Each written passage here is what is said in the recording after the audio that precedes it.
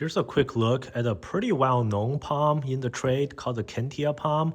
However, these are pretty hard to find and pretty expensive depending on where you are. Like for example, in my area, you can't really find these anywhere unless you go to some specialty nurseries, or you might have to order these online. I heard in like California, in some other regions, these are more common where you can find in the big box stores. And again, they're on the very expensive side because they grow very slowly, and they're also very limited in the origin of the seeds. So these palm came from this small island near Australia called Lord Howe Island, and apparently all the seeds are still taken from the native trees grown there, and then was distributed to elsewhere to be sprouted. So I'm not sure if that's the right information, but at least that's what I was reading. So again, it's a very beautiful palm, nice droopy fronds. The fronds are also very shiny. It is extremely hardy. So it is expensive to buy, but it's easy to take care of. They are probably more hardy than even the parlor palms, the Camderia elegans, because in my experience, I've had some of those die in the past, but none of my Kentias had any issues. So again, these trees will grow up to like 30 feet tall. And they got this trunk, a segmented trunk, in kind of like a green to light gray shade color. I've seen those mature trees when I travel to like California where they can be grown outside.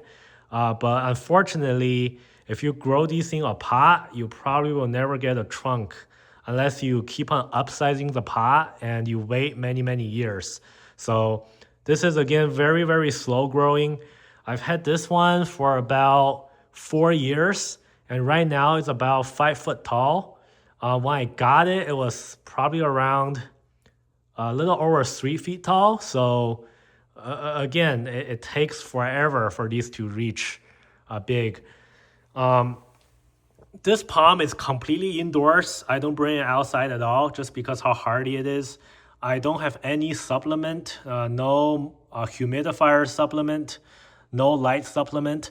It's sitting at a southern facing window with filtered light, and it's doing great. And these can even grow uh, in like a very, very shady spot. You don't even have to put it like near a window. So that's why like you might find these in a lot of like businesses, offices, or restaurants in like very dark settings, and these will do fine. The darker it is, the darker the fronds will be in color. If you put into more light, the green is gonna be a little bit more light, lighter shade. I mean, so yeah, it's grown pretty much about like 2 fronds a year. You can see is pushing out another spear, and these older fronds will last forever.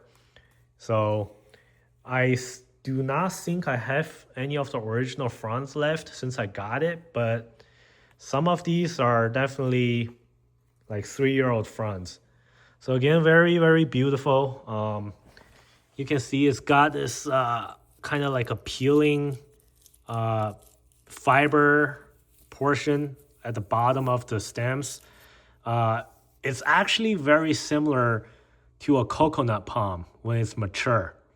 So if you're like really into that tropical look, but also doesn't have the conditions to keep like those very tropical palms, the Kentia palm is probably the best choice.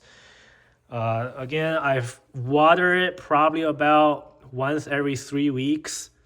It's in a terracotta pot, so the water can evaporate a little bit better. These palms are very prone to root rot, so do not water it too much.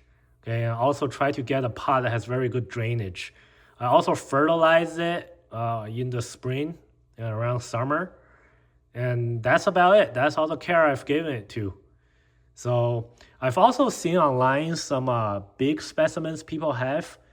and like growing a very, very tiny pot. So apparently these palms probably doesn't have that big of a root system.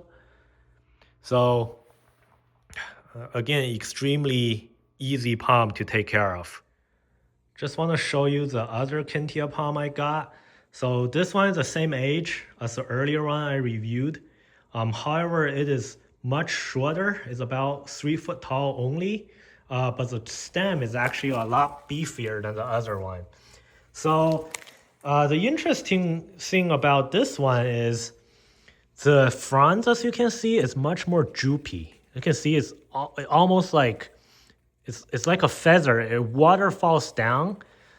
Each of the leaves are a lot longer, and it just kind of like dangles down like hair. It is really cool, and it's really interesting to see the same exact species of palm having different variations like this.